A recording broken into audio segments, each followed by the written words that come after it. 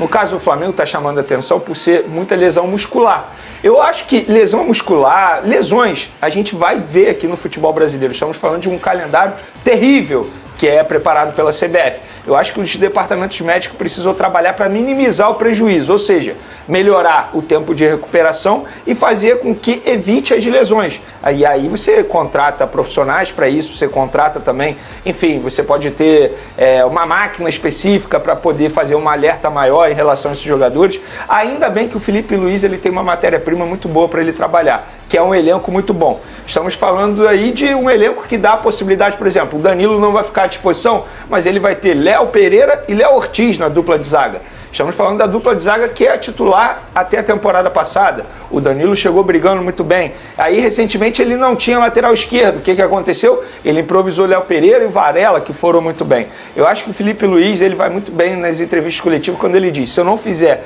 esse elenco jogar, a culpa é minha. Porque ele sabe que o que ele tem à disposição, embora tenha alguns desfalques, ainda assim ele tem um bom time à disposição dele. Esse é, na verdade, Pedrosa, o maior desafio do futebol brasileiro.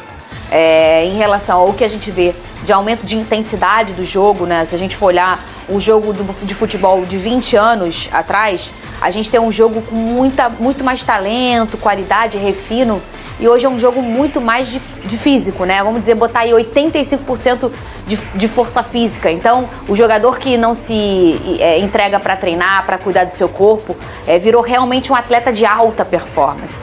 E se você não tem isso, e a gente olha, e aí briga com o calendário, que é desumano, se a gente for pensar nas entregas desses caras, aí olhar e reparar outros esportes de alta performance que você tem um atleta, o calendário é bem diferente do futebol. Então a gente está com esse choque, com esse confronto, tem uns 5, 10 anos, que está sendo a maior pedra no sapato do futebol brasileiro, Pedrosa. Eu acho que o melhor exemplo que a gente pode dar para as pessoas que tentar trazer essa diferença do futebol antigo para o futebol atual é principalmente a posição do atacante. O atacante, antigamente, ele dificilmente fazia uma marcação alta, ele dificilmente tinha alguma responsabilidade defensiva. O atacante no lúdico era o quê? Fazer gol. Hoje em dia não. O Michael, o Everton Cebolinha, ou que seja outro ponta do Botafogo, que seja era o Luiz Henrique, o Júnior Santos, esses caras eles têm duas funções dentro de campo. Não só gerar jogo, fazer gols, mas também recompor defensivamente e conseguir fazer esses piques para poder você fazer o perde pressão, que é um aspecto que o Felipe Luiz usa muito, que está bem na moda no futebol mundial. Então o cara ele se desgasta muito mais, ele tem muito mais funções do que antigamente um atacante tinha. Então, por exemplo, você ter um elenco extenso, ele faz com que você mantenha essa intensidade os 90 minutos. O grande diferencial do Flamengo não é só o seu elenco, não é só o seu treinador. É quando chega no segundo tempo, enquanto os outros times têm jogadores de menor nível no seu banco de reservas, o Flamengo consegue fazer trocas que mantêm o mesmo nível. Trocas do mesmo nível de jogador. Ou seja, sai o Cebolinha, entra o Bruno Henrique na esquerda. Sai o Michael, pode botar o Bruno Henrique. Lá na direita, sai o Plata, entra o Luiz Araújo. São jogadores da mesma prateleira. Você pode ter uma preferência ou outra aqui, mas o Flamengo consegue manter essa intensidade e por isso que é muito importante você ter um elenco grande. Então o futebol hoje em dia ele exige muito mais do atleta do que ele exigia antigamente. Se você não tem condições plenas físicas, você dificilmente vai conseguir cumprir suas funções. Atualmente, no Flamengo, isso ainda é maior, porque eu conversei com pessoas que eram do departamento médico na temporada passada e falaram isso, que o estilo de jogo do Felipe Luiz é muito mais intenso. Exato. E que os jogadores são muito mais exigidos fisicamente. E a gente pode ver aí nesse começo de temporada. Nós mesmos já comentamos sobre ele ser hoje o único treinador brasileiro jovem que tem esse estilo tão intenso como a gente olha dos treinadores que são importados. Isso vai fazer com que os atletas sejam mais exigidos e a chance de ter uma lesão muscular é maior. Claro. E aí entra o papel do departamento médico. Qual é? Minimizar o problema. Chamar, conversar com o Felipe Luiz, e é óbvio que isso já acontece, e fazer um alerta. Ó, tal jogador tem um risco maior de lesão. Com o Flamengo, com o Felipe Luiz, isso vai acontecer a todo momento. O bom é, ele tem um elenco muito bom à disposição, como o Pedrosa mencionou. Sai o Cebolinha, entra o Michael. Aí sai o Michael, sai Cebolinha, entra Bruno Henrique para fazer esse papel. Aí do outro lado entra o Luiz Araújo. Então, eu acho que o Felipe Luiz ele não pode reclamar. que tem esse negócio com o Matheus, do Cruzeiro? Matheus Pereira? Que coisa é essa aí? Você não tá... Ô, Pedrosa, não era ele que outro dia falou que não sei o que de não que lá, não quero mais, não sei o que lá? Quem, Luiz Pode Araújo? levar? Não. Não, Você isso tá aí botando tem palavra na minha mais de boca. um ano. Tô Tem mais de um ano que ele brincando, falava. Você tá botando como é que era? É um jogador que estava vivendo um momento que na cabeça do Vene não era tão bom na tomada de decisão. Mas o Luiz Araújo, ele é um jogador que evoluiu muito. Deixa ele ir, Vene. Não vai fazer falta pra você. E não é só na minha cabeça. Isso aí era uma opinião geral no começo da passagem do Luiz Araújo. Não. Geral. Minha e do Pedrosa, Geral. não. Eu não tinha Inclusive, ainda tem que ler torcedor rubro-negro. Sério mesmo. Às vezes, a torcida do Flamengo tem hate demais.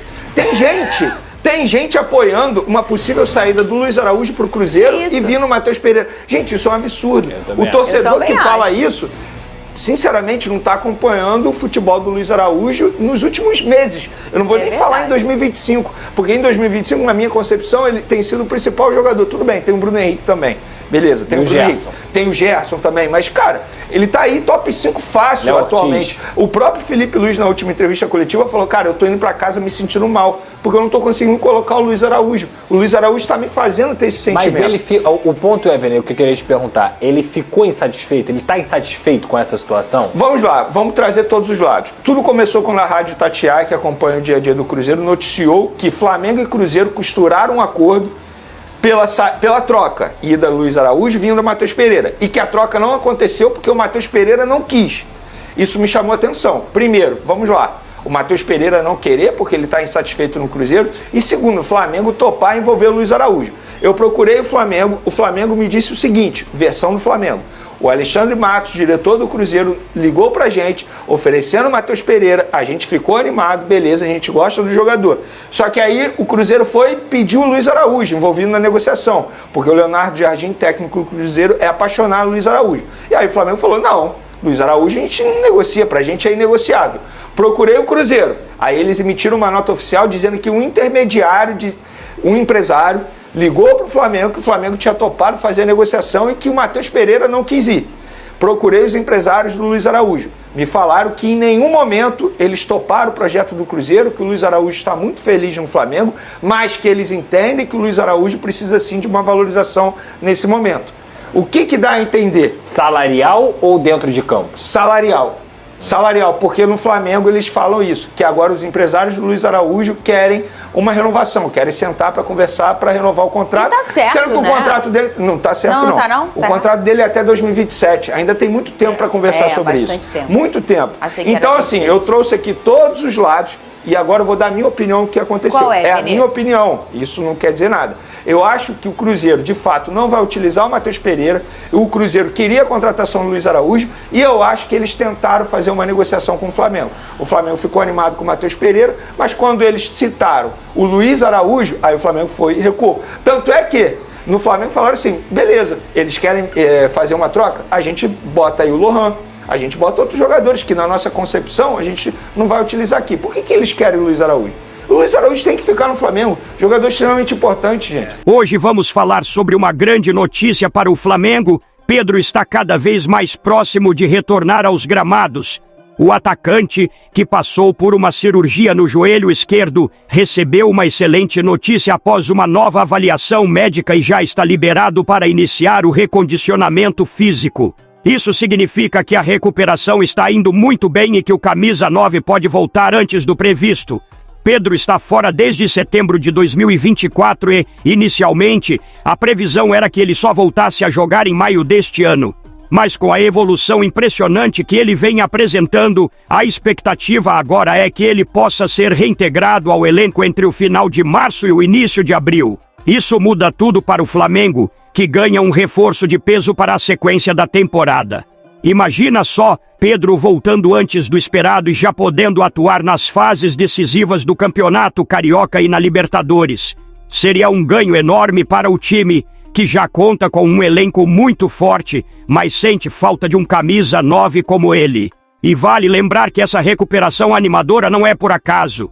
Pedro tem se dedicado muito ao tratamento, seguindo todas as recomendações médicas e trabalhando forte para voltar 100%. A liberação para o recondicionamento físico já é um grande passo e agora ele inicia essa nova fase para recuperar a forma e estar pronto o quanto antes.